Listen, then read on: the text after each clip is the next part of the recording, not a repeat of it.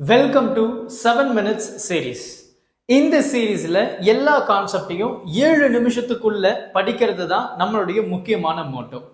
இன்னைக்கு நம்ம பார்க்கக்கூடிய கான்செப்ட் என்னன்றத டீடைல்டா பார்க்கலாம்.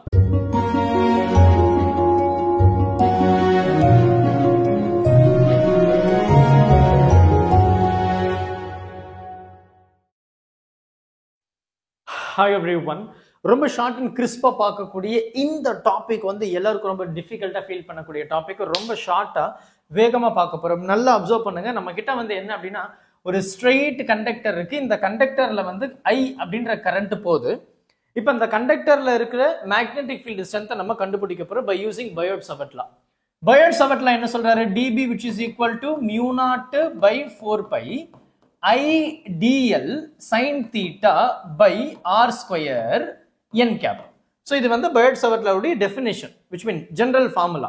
அப்ப எனக்கு இந்த ஸ்ட்ரெயிட் கண்டக்டர் இருக்கு. இந்த கண்டக்டர் வந்து கரண்ட் போகுது. நான் என்ன சொல்ல போறேன்? ஒரு சர்டன் டிஸ்டன்ஸ் நான் சூஸ் பண்ணி அந்த பாயிண்ட் ரைட் அந்த இடத்துல என்னுடைய மேக்னெட்டிக் ஃபீல்ட் ஸ்ட்ரென்த் நான் கண்டுபிடிக்க போறேன் இந்த கரண்ட் கேரிங் கண்டக்டர்னால.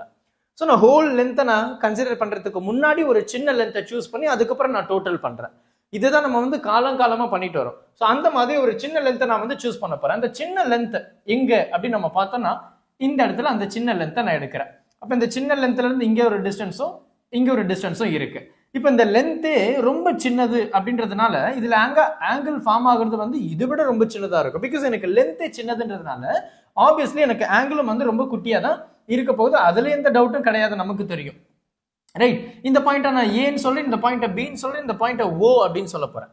இப்போ நான் என்ன பண்ண போறேன்? ட்ரிக்னோமெட்ரிக் டேர்மை யூஸ் பண்றதுக்காக ஒரு சின்னதா ஒரு லைன் இங்க இருந்து பெர்பெண்டிகுலரா வரைய போறேன். அப்போ 90 டிகிரி.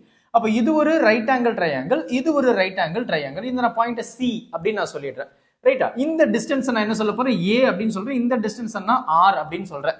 இப்ப நல்லா கவனிச்சிங்க அப்படின்னா எனக்கு இந்த டேர்ம்ல வந்து டிஎல் சைன் தீட்டான்னு இருக்கு. இந்த டிஎல் சைன் தீட்டா டேர்மை நான் நெக்லெக்ட் பண்றதுக்காக ஒரு சின்ன சின்ன விஷயத்தை நான் வந்து இன்க்ளூட் பண்ண போறேன். ஸோ அதுக்காக நான் இந்த ரைட் ஆங்கிள் ட்ரையாங்கிள் எடுக்க போறேன். அதாவது ஏபிசி அப்படின்ற ஒரு ரைட் ஆங்கிள் ட்ரையாங்கிள்ல நான் என்ன சொல்ல போறேன் அப்படின்னா சைன் தீட்டா, இதுதான் தீட்டா, இது ரைட் ஆங்கிள், இது தீட்டா, இது 90, இது ஆப்போசிட் இந்த ஆங்கிளுக்கு.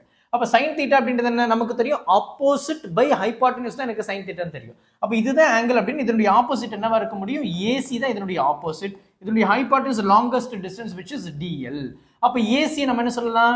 டிஎல் சைன் தீட்டான்னு சொல்லலாம் ஃபர்ஸ்ட் டேர்ம்.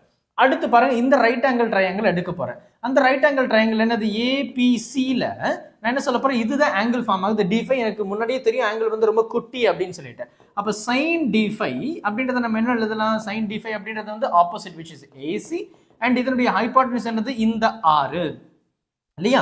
அதுதான் என்னுடைய ஹைபாட்டனியூஸா இருக்க போகுது. இந்த ரைட் ஆங்கிள் ட்ரையாங்கிள் தான் நம்ம எடுத்துட்டு இருக்கிறோம். அப்ப ஏசி அப்படின்றது என்ன சொல்லலாம்? ஆர் d5ன்னு சொல்லலாம். சின்ஸ் என்னுடைய d5 ஆங்கிள் வந்து ரொம்ப குட்டி, பிகாஸ் என்னுடைய லென்த் டிஎல் ரொம்ப குட்டி அப்படின்றதுனால இந்த sin d5 நான் வெறும் d5ன்னு சொல்லலாம். அப்ப ஆர் d5 அப்படின்றத வந்து நம்ம ஏசி அப்படின்னு எடுத்துக்கலாம். அப்ப இதுவும் ஏசி தான், அதுவும் ஏசி தான். அது ரெண்டுத்தையும் கம்பேர் பண்ணும்போது I can say R d5 which is equal to நமக்கு என்ன இருக்குது? நமக்கு என்ன இருக்கு? டிஎல் சைன் தீட்டான்னு இருக்கு. டிஎல் சைன் தீட்டான்னு இருக்கு. ஏன்னா ரெண்டுமே ஏசி தான். அப்ப எனக்கு இந்த இடத்துல என்ன இருக்கு? டிஎல் சைன் தீட்டா இருக்கு. அப்ப இந்த ஃபார்முலா நான் எப்படி எழுதுறேன்? DB which is equal to mu naught by 4 pi I dl sin theta க்கு பதிலா r d5 n cap first எழுதிட்டேன். இப்ப r ஸ்கொயர் அப்படின்றது என்ன? அதுல இருக்கக்கூடிய டிஸ்டன்ஸ் r ஸ்கொயர். இங்க ஒரு r இருக்கு, இங்க ஒரு r நான் கேன்சல் பண்ணிட்டேன். ரிமைனிங் ஒரு r இருக்கும். அந்த ஒரு r நமக்கு தேவை இல்லை, பிகாஸ் எனக்கு டிஸ்டன்ஸ் இது மட்டும் தான். அப்ப அந்த ஒரு ஆரை நான் நெக்லெக்ட் பண்ண போறேன். அப்ப நான் என்ன சொல்ல? இதுவும் ரைட் ஆங்கிள் ட்ரையாங்கிள் தான் நான் சொல்ல போறேன். எனக்கு இங்க ஃபார்ம் ஆகக்கூடிய ஆங்கிள் வந்து இங்க 5 நான் சொல்றேன் இல்லையா? என்னுடைய ஆங்கிள் வந்து 5. அப்போ எனக்கு வந்து என்ன வேணும்? இது தேவை கிடையாது, இட் ஹாஸ் நோ யூசேஜ். அதனால நான் என்ன பண்ண போறேன்? காஸ் நான் எடுக்க போறேன். அப்ப காஸ் தீட்டா அப்படின்றத நான் என்ன எழுதலாம்? இங்க எழுதுறேனே காஸ் தீட்டா ரைட். ஸோ அங்க வந்து 5 தான் ஆங்கிள். அப்ப cos 5 அப்படின்றது என்ன? adjacent. adjacent என்ன? a. ஹைபாட்டனியூஸ் என்ன? r. அப்ப a upon r அப்படின்னு எழுதலாம். r அப்படின்றது என்ன? r இங்க போய்டும், cos 5 இப்படி வந்துரும். அப்ப instead of r I can also say that is a by cos 5. அப்ப mu naught by 4 pi I d5 a க்கு பதிலா r க்கு பதிலா a cos 5 ன்னு எழுதலாம். இந்த cos 5 இங்க போச்சுன்னா இன்வெர்ஸ் ஆயிடும், மறுபடியும் மேல போச்சுன்னா நார்மல் ஆயிடும் இல்லையா? அப்ப நான் அப்படியே எழுத போறேன். அப்ப நமக்கு என்ன இருக்கு? dB which is equal to mu naught by 4 pi I இந்த d5 அது மேல போச்சுன்னா cos 5 d5 இல்லை ரொம்ப அழகா இருக்கு பாருங்களேன். பை நமக்கு ரிமைனிங் ஏ அப்படின்னு இருக்கு.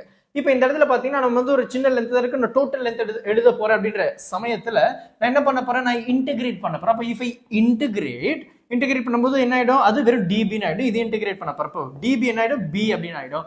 இந்த mu naught constant 4πa constant, ஒயர்ல போகக்கூடிய கரண்ட் கான்ஸ்டன்ட், ஏ கான்ஸ்டன்ட். என்ன சேஞ்ச் ஆகுது, ஆங்கிள் தான் சேஞ்ச் ஆகுது இல்லையா? அந்த பாயிண்ட், இந்த ஆங்கிள் தான் எனக்கு சேஞ்ச் ஆகுது. அப்ப ஆங்கிள் அப்படின்னு சொல்லும்போது என்ன, இதை மட்டும் நான் வந்து என்ன பண்ண போறேன், இன்டகிரேட் பண்ண போறேன். இப்போ cos phi d phi நான் இன்டகிரேட் பண்ணும்போது என்ன ஆயிடும், that becomes your sin phi. அப்ப இன்டகிரேட் பண்ணனா sin phi அப்படின்னு எழுதலாம். அப்போ ஹோல் லென்த்ன்றதுனால எனக்கு இது நெகட்டிவ் y ஆக்சிஸ் நோ, இது பாசிட்டிவ் y ஆக்சிஸ் நோ எடுக்கிறேன். அப்ப இத -5 நோ பிளஸ் 5 நான் இன்க்ளூட் பண்ணிக்கிறேன். அப்ப upper limit minus lower limit சொல்லும்போது mu naught I 4πa இது என்ன, upper limit and then lower limit, minus of lower, already ஒரு மைனஸ் இங்க இருக்கு, minus of lower limit that becomes positive. அப்ப என்ன எழுதலாம், sin phi 2 plus sin phi 1 அப்படின்னு எழுதிக்கலாமே. அப்போ என்ன சொல்றேன், since it is an infinitely long straight wire அப்படின்றதுனால என்னுடைய theta 1 and theta 2 which is phi 1 and phi 2 becomes 90 degree. When that turns to 90 degree, this is 1 and this is also 1. 1 plus 1 becomes 2. அப்ப என்ன ஆயிடுது, எனக்கு mu naught I 2 upon 4πa ன்னு இருக்கு. இந்த 2 இந்த 2 ஒன்னு கேன்சல் ஆயிடுச்சுனா ரிமைனிங் 2 மட்டும் தான் இருக்கு. அப்ப இந்த ஃபைனல் ஆன்சர் என்னது, mu naught I upon 2πa n cap. So இதுதான் வந்து என்னுடைய ஃபைனல் ஆன்சரா இருக்க போகுது. ரொம்ப சிம்பிளான ஒரு அண்டர்ஸ்டாண்டிங் தான். பொறுமையா பாருங்க. டவுட் எதனா இருந்தது அப்படின்னா மறக்காம கமெண்ட் பண்ணுங்க. Thank you. Help this with a smile.